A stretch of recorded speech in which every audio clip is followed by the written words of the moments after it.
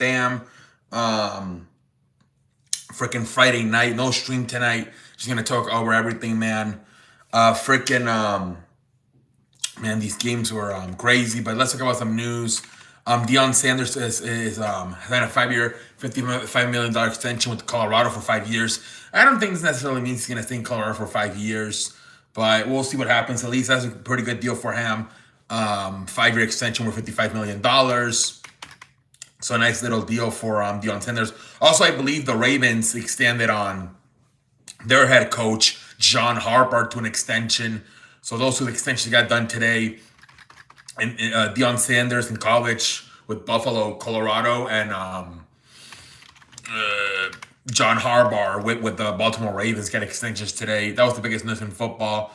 Um, and then freaking there's some news in the NBA, man. So LaMelo Ball's gonna be out for the season. It's because he has some nagging minor injuries, and they just rather sit him out. He can get some surgeries, on his ankle and other stuff going on around him or his wrist. I think if he needed to continue to play, he will continue to play. But at this point, obviously the Hornets are kind of mathematically eliminated from the playoffs, so they're better off shutting him down, getting the surgeries to try to get to 100% for the start of next year. So LaMelo Ball has been shut down for the year.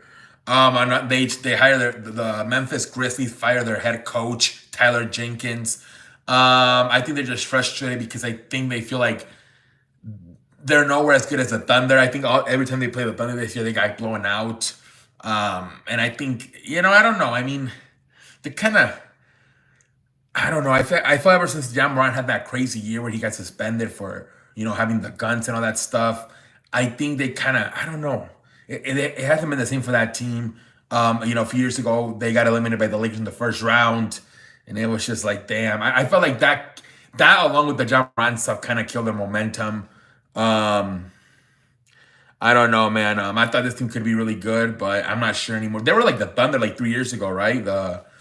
The Memphis Grizzlies, but now they kind of fell off because John Moran couldn't behave himself, man, and kept getting in trouble.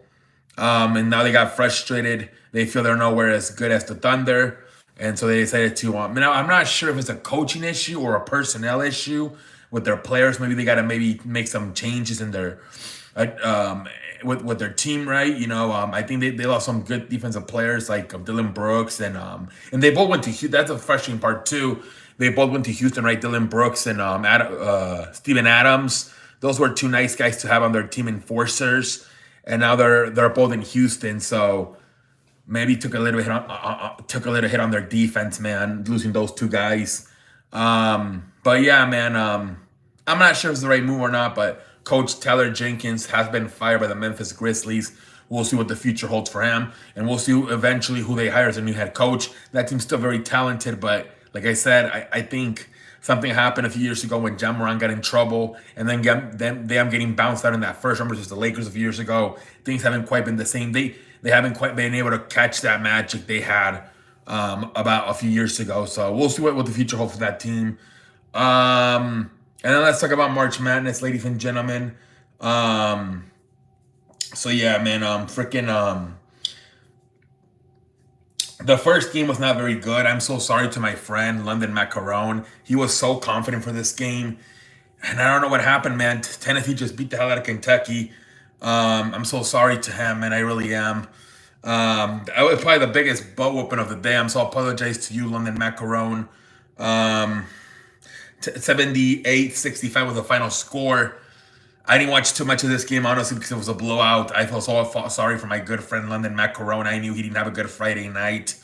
Um, but it was a fun season for Kentucky. This is the furthest they advanced in the tournament since 2019. So they got to build on this. They have a new coach. They have a lot of new players. So maybe in the future they can build up and contend, right, for the future. The key is not to lose a lot of these players to either the NBA or the transfer portal. That's how college be nowadays. But we'll see, man. Hopefully they're able to bring a lot of these players back and get some experience and better chemistry next year and have a better run, man. But great job by Kentucky, at least having their best season since 2019, man. The other games, man. Freaking Auburn, Michigan. It was a good game, but then Auburn took over late in the game, and they won the game pretty comfortable, 78-65. Literally the same score as the Tennessee-Kentucky game. So freaking Auburn advances. Auburn was not looking that good, but then the last few minutes, I don't know what happened. Michigan got a little bit tired. I don't know what the hell happened to Michigan, but they got tired, and Auburn took over the game, basically. And then the other two games were fantastic, man. They really were, man. Michigan State and freaking Ole Miss, man. Ole Miss was winning a lot of that game, and then late in the game, Michigan State came back and won the game by 3 points, 73-70. Coach Tom Izzo was crying after the game. That's how emotional and happy he was. But what a game this was, man. Freaking Michigan State, man. They advanced to the Elite Eight. Holy free holies, man. But yeah, this was a very fun game to watch, man. And then the night game, man, another fun game to watch between Houston and Purdue, 62-60. Houston wins it at the end. Very creative play there by the coach. It was like in football, a flip flicker when the quarterback hands it off to the running back. Then the running back turns it around and hands it back to the quarterback, and the quarterback throws it downfield. Kind of a play like that. So they inbound it. They give it to the player, but then the other player turns it around, gives it back to the inbounder for an easy lay-in. Very nice play. They win the game 62-60. A lot of people are complaining because they thought that one of the final plays of the game, they were saying it was an offensive foul on Houston. It was a push off. The defender fell to the floor, the Purdue player, and the Houston player had a wide open fadeaway, which he missed. But a lot of people say that should have been an offensive foul, and they should give the ball to Purdue. Who knows, man? Maybe. I was a little bit surprised they didn't call that, but it is what it is. Houston advances. So, yeah, man, two very good games. And like I said, the other two were not very good. Like I said, Auburn, Michigan was kind of good, but then at the final few minutes, Auburn took over the game. But, yeah, man, not too bad, man. It was fun, man. I think the Elite Eight, the Final Four can also be really good. We have a lot of like 3, 2s, and 1s advancing. A lot of favorites this year, man. A lot of favorites. So we'll see, man. Should be fun. Let's see what the hell happens. But fun games, man. It really was. It was a fun day to watch college basketball. Very fun, ladies and gentlemen. Now we'll see.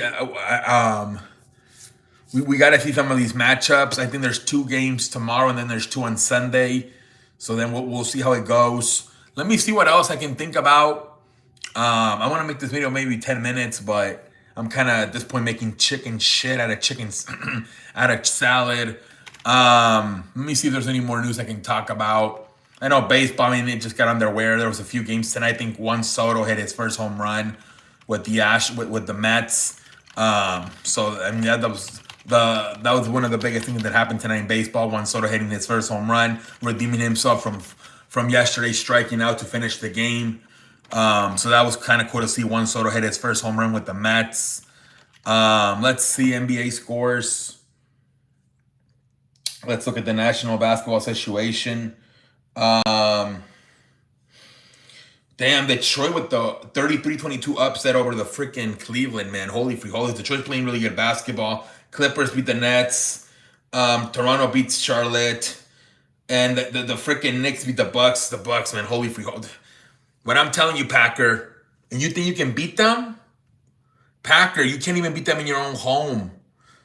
Packer, it's not looking good for your Bucks, man, especially if you're not going to have Damian Lillard back. You were telling me you're going to beat the Knicks in the first round. I don't think so, Packer. The Timberwolves beat the hell out of the Suns 124-109. The Warriors beat the Pelicans. And the Nuggets beat the Jazz. But yeah, man, fun day in the National Basketball Association. I didn't watch too much tonight, but still. But yeah, man, I mean, damn, man, the freaking Cavaliers, I don't know. I think they're a little bit bored, or maybe they just want the playoffs to start. But Detroit's up and coming, man. They're up and coming. Plus, I think the coach was motivated, right? Because he used to be with Cleveland, and they fired him. So he was probably B.J. Bickerstaff. He wanted to get back at them. So he was probably a little bit more motivated to play that game tonight, J.B. Bickerstaff. And he beats his former team.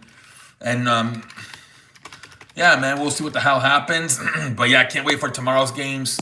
But until next time, holla. I'm out like a light. Have a good night, everybody. Have a good night, everybody.